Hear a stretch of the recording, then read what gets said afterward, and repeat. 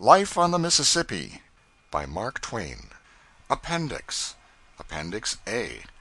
From the New Orleans Times-Democrat of March 29, 1882. Voyage of the Times-Democrat's relief boat through the inundated regions. It was 9 o'clock Thursday morning when the Susie left the Mississippi and entered Old River, or what is now called the mouth of the Red.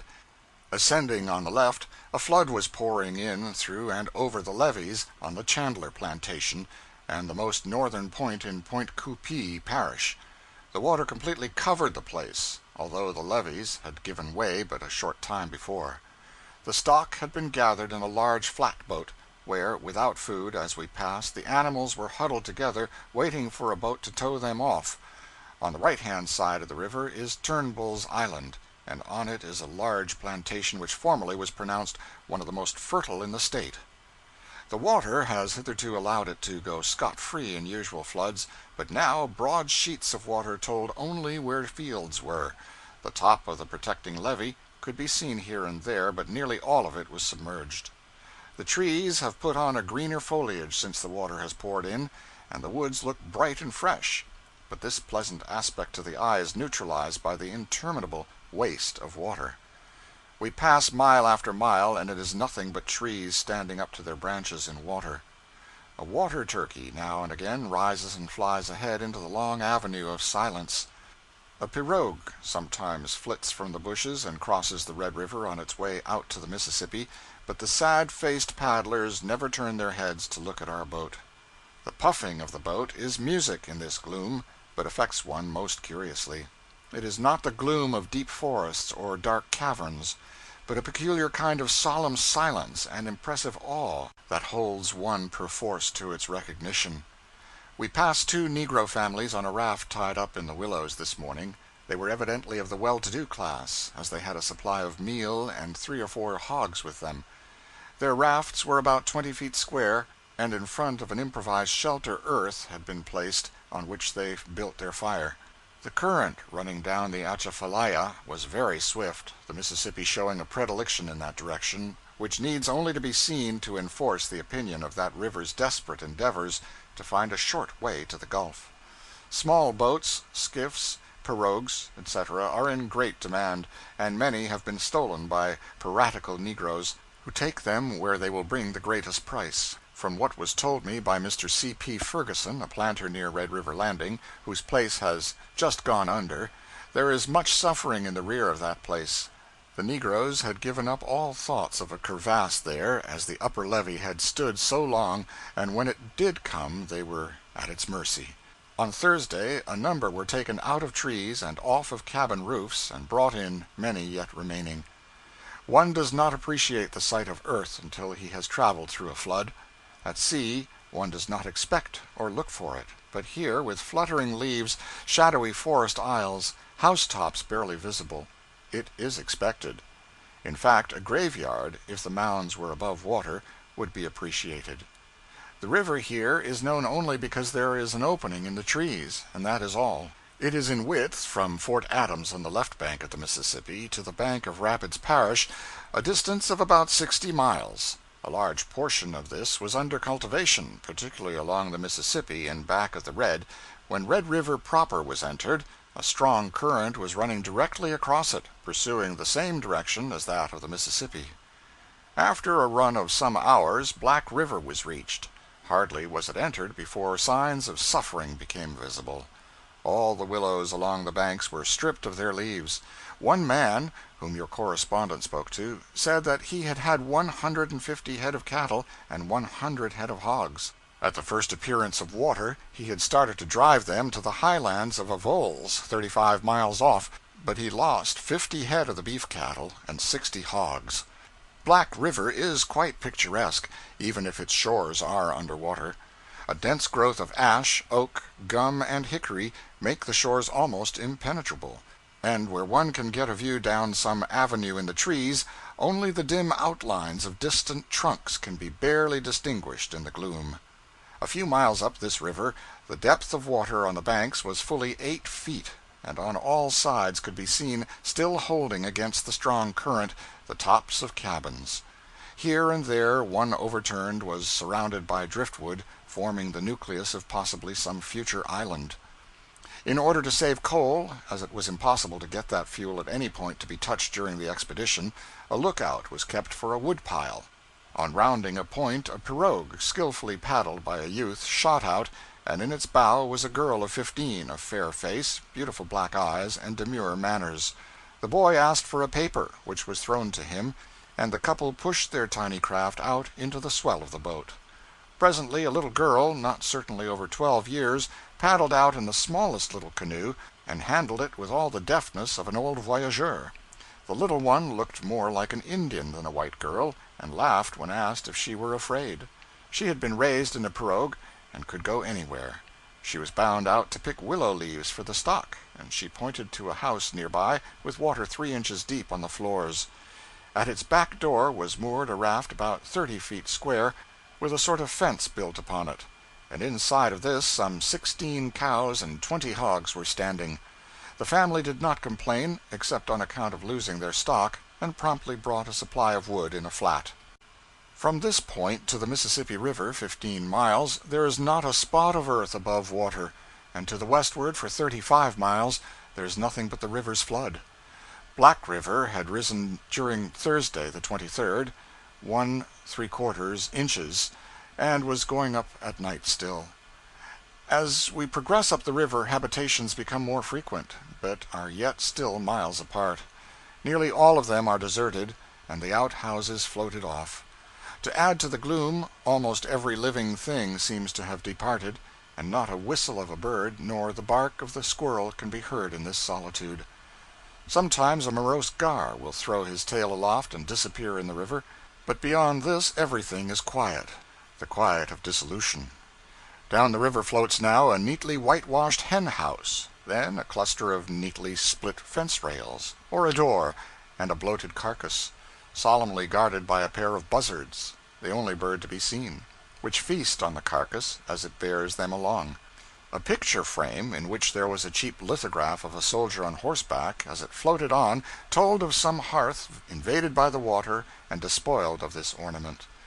At dark, as it was not prudent to run, a place alongside the woods was hunted, and to a tall gum tree the boat was made fast for the night.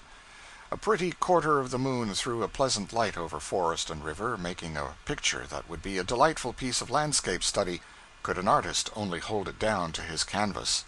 The motion of the engines had ceased, the puffing of the escaping steam was stilled, and the enveloping silence closed upon us, and such silence it was.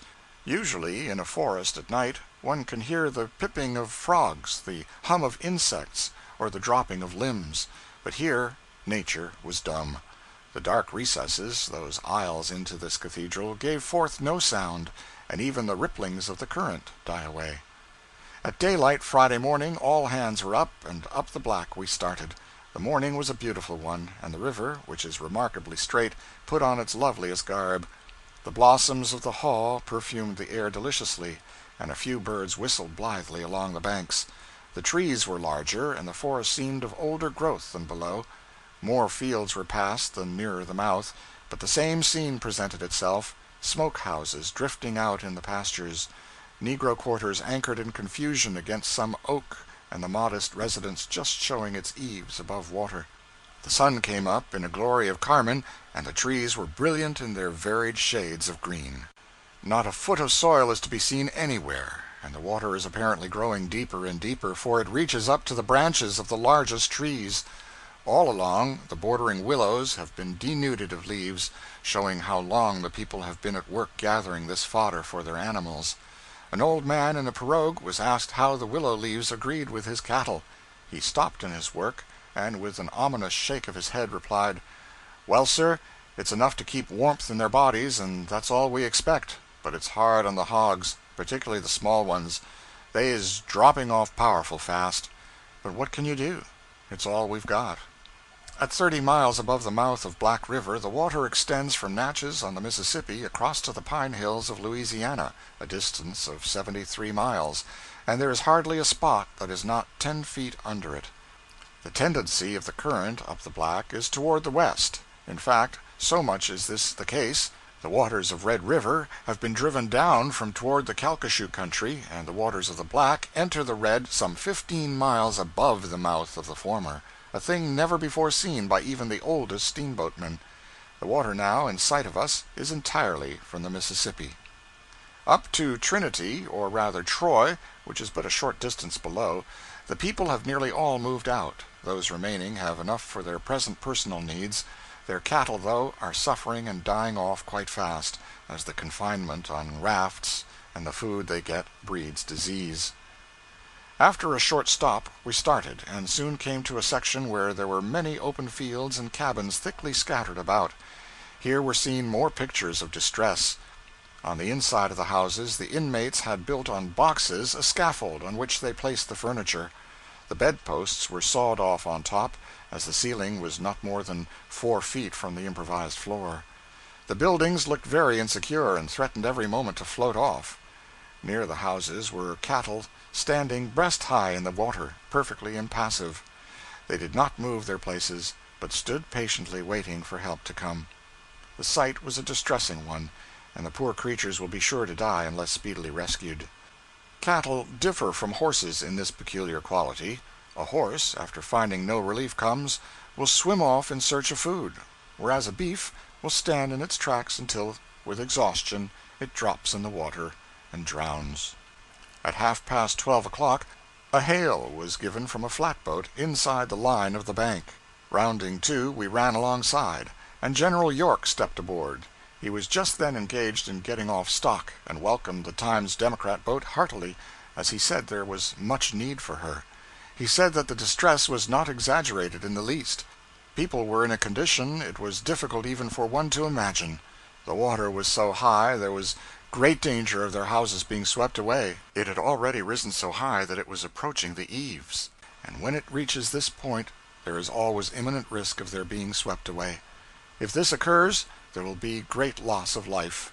The General spoke of the gallant work of many of the people in their attempts to save their stock, but thought that fully 25% had perished. Already 2,500 people had received rations from Troy on Black River, and he had towed out a great many cattle, but a very great quantity remained and were in dire need. The water was now 18 inches higher than in 1874, and there was no land between Vidalia and the hills of Catahoula. At 2 o'clock the Susie reached Troy, 65 miles above the mouth of the Black River. Here on the left comes in Little River. Just beyond that the Ouachita, and on the right the Tensas. These 3 rivers form the Black River. Troy, or a portion of it, is situated on and around 3 large Indian mounds, circular in shape, which rise above the present water about 12 feet. They are about 150 feet in diameter, and are about 200 yards apart. The houses are all built between these mounds, and hence are all flooded to a depth of 18 inches on their floors. These elevations, built by the aborigines hundreds of years ago, are the only points of refuge for miles. When we arrived we found them crowded with stock, all of which was thin and hardly able to stand up. They were mixed together, sheep, hogs, horses, mules, and cattle. One of these mounds has been used for many years as the graveyard, and today we saw attenuated cows lying against the marble tombstones, chewing their cud in contentment, after a meal of corn furnished by General York. Here, as below, the remarkable skill of the women and girls in the management of the smaller pirogues was noticed. Children were paddling about in these most ticklish crafts with all the nonchalance of adepts. General York has put into operation a perfect system in regard to furnishing relief. He makes a personal inspection of the place where it is asked, sees what is necessary to be done, and then, having 2 boats chartered, with flats, sends them promptly to the place, when the cattle are loaded and towed to the pine hills and uplands of Catahoula. He has made Troy his headquarters, and to this end boats come for their supply of feed for cattle. On the opposite side of Little River, which branches to the left out of Black, and between it and the Ouachita, is situated the town of Trinity, which is hourly threatened with destruction. It is much lower than Troy, and the water is 8 and 9 feet deep in the houses. A strong current sweeps through it, and it is remarkable that all of its houses have not gone before. The residents of both Troy and Trinity have been cared for, yet some of their stock have to be furnished with food. As soon as the Susie reached Troy, she was turned over to General York, and placed at his disposition to carry out the work of relief more rapidly. Nearly all her supplies were landed on one of the mounds to lighten her, and she was headed downstream to relieve those below.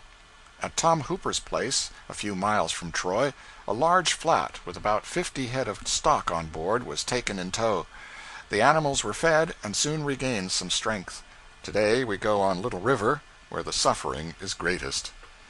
Down Black River, Saturday evening, March 25th. We started down Black River quite early, under the direction of General York, to bring out what stock could be reached. Going down river, a flat in tow was left in a central locality, and from there men poled her back in the rear of plantations, picking up the animals wherever found. In the loft of a gin house there were 17 head found, and after a gangway was built they were led down into the flat without difficulty. Taking a skiff with the General, your reporter was pulled up to a little house of 2 rooms, in which the water was standing 2 feet on the floors. In one of the large rooms were huddled the horses and cows of the place, while in the other the Widow Taylor and her son were seated on a scaffold, raised on the floor. 1 or 2 dugouts were drifting about in the room, ready to be put in service at any time. When the flat was brought up, the side of the house was cut away as the only means of getting the animals out, and the cattle were driven on board the boat. General York, in this as in every case, inquired if the family desired to leave, informing them that Major Burke, of the Times Democrat, has sent the Susie up for that purpose. Mrs. Taylor said she thanked Major Burke, but she would try and hold out. The remarkable tenacity of the people here to their homes is beyond all comprehension. Just below, at a point 16 miles from Troy, information was received that the house of Mr. Tom Ellis was in danger, and his family were all in it. We steamed there immediately, and a sad picture was presented. Looking out of the half of the window left above water was Mrs. Ellis, who is in feeble health, whilst at the door were her 7 children, the oldest not 14 years. One side of the house was given up to the work animals, some 12 head, besides hogs. In the next room the family lived, the water coming within 2 inches of the bed rail. The stove was below water, and the cooking was done on a fire on top of it. The house threatened to give way at any moment.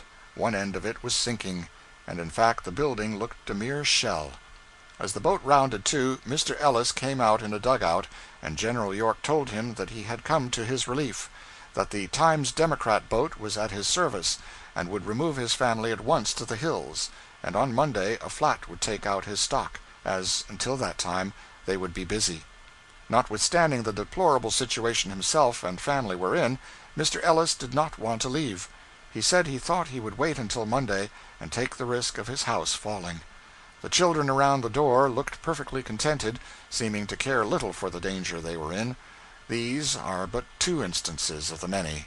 After weeks of privation and suffering, people still cling to their houses, and leave only when there is not room between the water and the ceiling to build a scaffold on which to stand. It seemed to be incomprehensible, yet the love for the old place was stronger than that for safety. After leaving the Ellis place, the next spot touched at was the Oswald place. Here the flat was towed alongside the gin house, where there were 15 head standing in the water. And yet as they stood on scaffolds, their heads were above the top of the entrance. It was found impossible to get them out without cutting away a portion of the front. And so axes were brought into requisition and a gap made. After much labor the horses and mules were securely placed on the flat. At each place we stop there are always 3, 4, or more dugouts arriving, bringing information of stock in other places in need. Notwithstanding the fact that a great many had driven a part of their stock to the hills some time ago, there yet remains a large quantity which General York, who is working with indomitable energy, will get landed in the Pine Hills by Tuesday.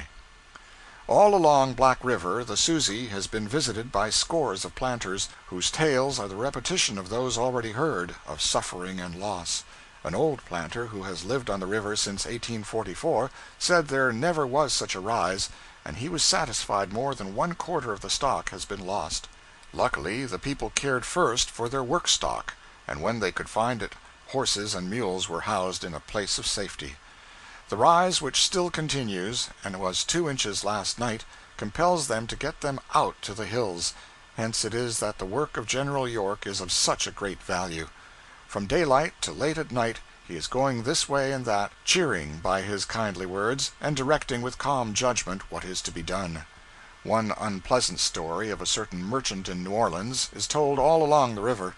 It appears for some years past the planters have been dealing with this individual, and many of them had balances in his hands. When the overflow came, they wrote for coffee, for meal, and in fact for such little necessities as were required. No response to these letters came, and others were written, and yet these old customers, with plantations under water, were refused even what was necessary to sustain life. It is needless to say he is not popular now on Black River. The hills spoken of as the place of refuge for the people and stock on Black River are in Catahoula Parish, 24 miles from Black River. After filling the flat with cattle, we took on board the family of T.S. Hooper, 7 in number, who could not longer remain in their dwelling, and we are now taking them up Little River to the hills. The flood still rising. Troy, March 27, 1882, noon. The flood here is rising about 3½ inches every 24 hours, and rains have set in which will increase this. General York feels now that our efforts ought to be directed toward saving life, as the increase of the water has jeopardized many houses. We intend to go up the Tensas in a few minutes, and then we will return and go down Black River to take off families. There is a lack of steam transportation here to meet the emergency. The General has 3 boats chartered, with flats in tow, but the demand for these to tow out stock is greater than they can meet with promptness. All are working night and day, and the Susie hardly stops for more than an hour anywhere. The rise has placed Trinity in a dangerous plight, and momentarily it is expected that some of the houses will float off. Troy is a little higher, yet all are in the water. Reports have come in that a woman and child have been washed away below here, and 2 cabins floated off. Their occupants are the same who refused to come off day before yesterday. One would not believe the utter passiveness of the people. As yet no news has been received of the steamer Delia, which is supposed to be the one sunk in yesterday's storm on Lake Catahoula. She is due here now, but has not arrived. Even the mail here is most uncertain, and this I send by skiff to Natchez to get it to you. It is impossible to get accurate data as to past crops, etc., as those who know much about the matter have gone, and those who remain are not well versed in the production of this section. General York desires me to say that the amount of rations formerly sent should be duplicated and sent at once. It is impossible to make any estimate, for the people are fleeing to the hills, so rapid is the rise. The residents here are in a state of commotion that can only be appreciated when seen, and complete demoralization has set in.